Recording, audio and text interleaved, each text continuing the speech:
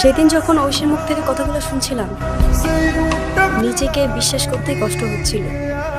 আর ততক্ষণে তোমার জন্য কিছু করারও ছিল না আমার। ভালো তো আমিও বাসতাম তোমাকে, কিন্তু তুমি তো ভুল মানুষকে ভালোবাসো সুলতান।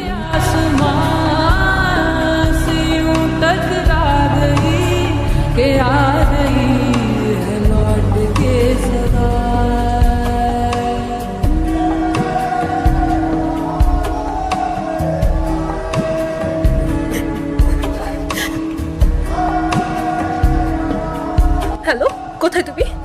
কখন আসবা? তাড়াতাড়ি আসো, আমার একা একা ভয় লাগছে।